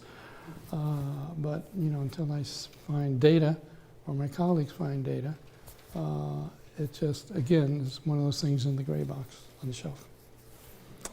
Do we know of anything the Russians are doing comparable to what you're presenting? Oh, they are looking like mad at the whole subject area, just like we are. Okay. I think I showed one slide, which was the 1991 report that's that thick of all the things they were trying to figure out. I mean, both the US and the Russians have a similar problem, and that is that UFOs have come over our nuclear missile silos and turned them off so that we can't launch. Well, it turns out there's a case in Russia, which is even worse than that. UFO came over, and the missile silo got turned on and started the launch code sequence. And they couldn't turn it off. They couldn't control it. They thought they're about ready to start World War III. And when it got up to sort of the last element of the launch, it stopped. They took that thing apart, nut by bolt, to try to figure out how this could even happen in principle. And similarly, in our case, all the contractors who built all the control equipment were called in to figure out how this could even happen in principle. So, yes, the Russians are concerned, just like we're concerned, because they're gathering data, just like we're gathering data. They have evidence, just like we have evidence. They have their teams, their AATIP teams, just like we have our AATIP teams. So, they have less openness. I mean, TTSA is really kind of out in the front of being relatively open about what's going on. I have not seen that in the Soviet Union, but you can be sure that they're involved just as we're involved. And this is a question about something that's been floating around on the internet about something magical happening in Antarctica, and Senator Kerry went to investigate it, and other things, some astronauts and so on. I've not been able to tell. I don't have any evidence. I don't have any opinion, because I base my opinions only on what I can verify. And so I've not seen any actual evidence of some strange ET or Nazi or whatever thing going on in Antarctica. So to me, I have it in my file about conspiracy theories that I'm not accepting as worth spending any time thinking about. I don't actually have any data, so I don't have an opinion. I only follow the data. This is a question about the Wilson documents that apparently got leaked on the internet. Admiral Wilson, who was one of the Joint Chiefs of Staff, interviewed by my senior scientist colleague, Eric Davis. Since it discusses potentially ongoing programs, I have no comment. This is a question about discussion. In fact, I guess I even mentioned it on an interview with George Knapp about a document leaking that verified that there were, in fact, crash retrievals. I know it's out there on the internet someplace. I'm not sure where, and so I don't know where you could go look for it. Fair enough. Yeah.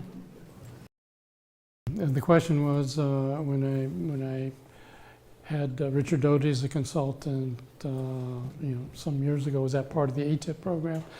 No, this was on another program before AATIP.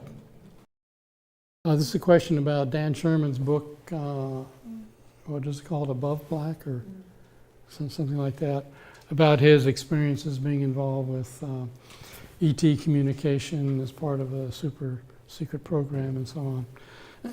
I don't have any evidence for it. I don't have any opinion of it.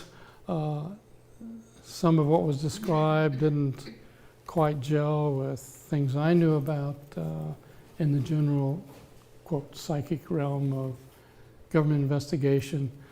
So I've been kind of skeptical, but, you know, can I say for sure or not for sure? Was there something to that? I have no way of judging.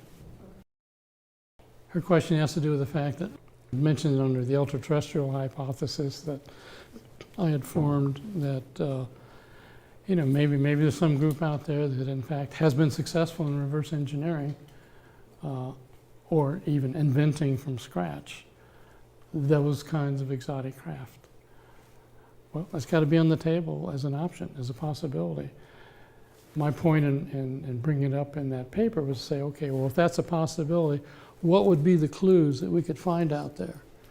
You know, I mean, if somebody's building really magical craft, they still have to order their nuts and bolts from Home Depot or something. You know, it should be possible to follow some lines and so on. So that was an example, one example of, okay, if that's an option, if that's a possibility, how would we be able to find out? What investigatory tools should we use? What paths should we follow to see if we can find evidence for that? I can't rule out the possibility that, you know, some terrestrial organization, who knows, back in the Middle Ages, accidentally discovered anti-gravity or something, and now they're off in some, you know, mountain hideout in the Himalayas or something, you know, building these craft. So you can't. I'm not ready to rule out anything. I want you to know that, you know, that sounds like my mind is so open, my brains are falling out. The truth of the matter is, I'm very skeptical. I don't, because just knowing the physics, I can't imagine that somebody has done that purely ground up. And I have yet to see evidence in the official literature that I'm exposed to, even at high levels, that successful reverse engineering has occurred. So all that just stays in my gray box at this point. Oh, this is a question about one of the things that's floating out, and in fact, I even know the program you're talking about, that Nixon left some secret document when he left talking about UFOs or ETs or what he knew or whatever, and that document has not been found. You know, could remote viewers be used to find the document and so on? I don't know what to make of that, whether there's any validity to the story. Generally speaking, it's difficult for remote viewers to find hidden things. You can give the coordinates and they can get there, but it's like they're dropped in on a parachute and they have no idea where they are. But when you do it the other way, and that is, we'll tell you exactly what we're looking for, can you find it? That's a much tougher avenue with remote viewing. It has worked. In fact, Jimmy Carter revealed a result that we were told would never be revealed, and that is a Soviet plane was being flown out of Libya to be turned over to us, and apparently the pilot got cold feet. He said, well, you know, the KGB is going to hunt me down the rest of my life. So he just bailed out, just changed his mind, and let it crash somewhere in Africa when it ran out of fuel. And nobody could find it with the satellites because it crashed in the jungle canopy likely, and so the satellites couldn't find it. So when things get really tough, Stan Turner, who was Carter's head of CIA, came to us, said, can your, quote, remote viewers find this plane? We want to find it before the Russians do. And so we put two of our best remote viewers on it, one from the Air Force, one from our own SRI, and they described where it was and put an X on a map, which was within 2 miles. And this is over hundreds of thousands of square miles, on a map within 2 miles of where the plane was in the jungle. So the CIA folks could run in and get the plane, which we got. And so that was a case of a successful finding something that was hidden. We were told that that would never be revealed. But then after Carter was out of office, he was talking to a group at a university in Georgia. And somebody said, what do you think is kind of weird and strange happened while you were president? And he said, yeah, you know, a Soviet bomber went down in Africa. We had to turn to psychics to find it. And he's actually, there's a videotaped interview of him actually describing that event. So, but anyway, finding stuff, especially you're going to use your resource to find something that just comes out of a conspiracy theory, may not even be true. You know, we just don't go there. Thanks. All right, Donald. I'm sure I told a lot more than I should have. No. All right. I hope we can edit this. Yeah, you're right. I have one more final question for you. The last time I heard your name on the internet, Stephen Greer was pitching his movie that's coming out, and he said that you had told him that there were some anti-gravity or Anti-energy devices or something, and he had asked you why he didn't make them public, and you said that they would murder your kids and your wife and probably you if you said. Why did you say that? I didn't say that. I didn't say that.